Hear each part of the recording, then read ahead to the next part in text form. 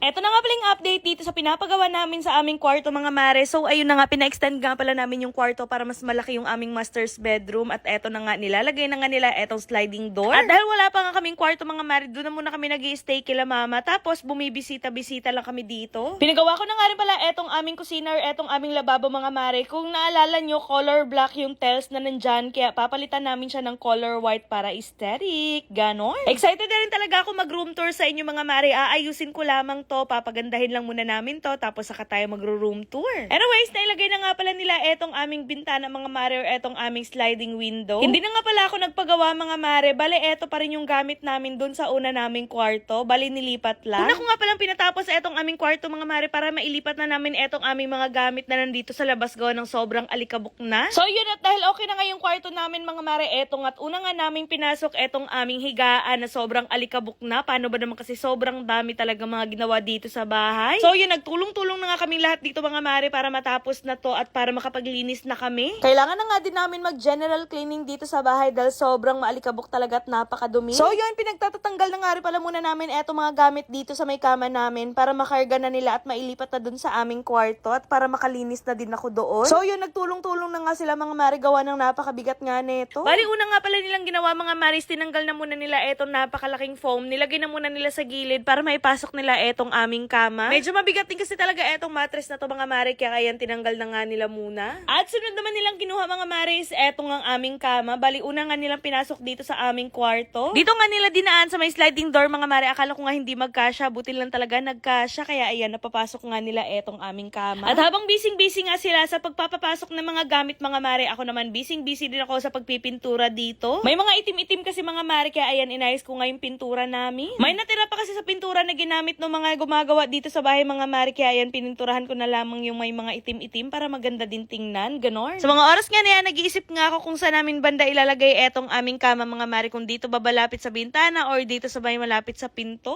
And sa wakas, hindi na talaga ako mahihirapan gumawa ng content dito sa aming kwarto mga mare, kasi nga sobrang laki na talaga ng aming kwarto. Kahit pa magsayaw-sayaw ako dito, okay lang. Hindi talaga ako nagsisisi na nagpa-extend kami, talagang sulit yung aming binayad kasi nga napakaganda ng pagkakagawa ng aming kwarto, napakapulido. Anyways, going back, ayan, sa mga oras nga na yan, nahihirapan pa rin talaga kami kung saan banda namin ilalagay etong aming higaan. Pero for the meantime, sabi ko dito na lang muna ilalagay. Hanapin ko na lang siya na magandang pwesto sa susunod kapag ka nakalagay na kami dito ng iba pang mga gamit. Anyways, at dahil ipasok na nga nila etong aming kama mga mare, sunod naman nilang ipinasok etong aming mattress. Nagbabalak din ako bumili ng bagong kama mga mare kasi maliit lang talaga etong kama namin. Double size lang yata to. Tapos ang gusto ko, queen size. Pero syempre, uunti-untiin lamang natin yan para hindi tayo mabigla sa mga gastusin. Diyos ko po, Rudy, napakarami pa talaga mga kailangan gastusan. O siya mga mare, yan lang muna ang update for today's video. I-update ko na lamang kayo sa susunod nating vlog. Mwah!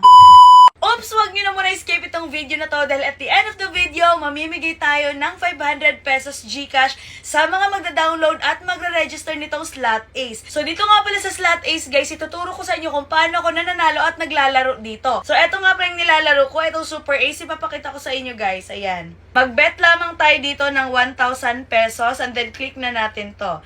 And then, let's go! 400! Ayan! 400. Ayan.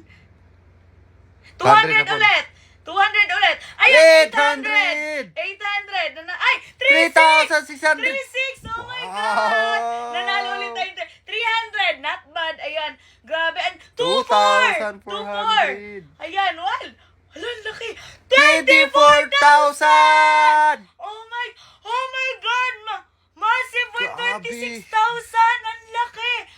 Oh my God! Kaya sa mga gusto manalo at maglaro, i-download nyo na ang Slot Ace na sa comment section ng link at mag-register na rin kayo. Maglagay lang kayo ng proof na kayo ay nag-register at nag-download. Baka kayo na ang mapipili ko sa ating 500 pesos GCash na ipapamigay ngayon. At kung gusto nyo nga mag-download at mag-register, merong link dyan sa comment section, i-click nyo lang yan.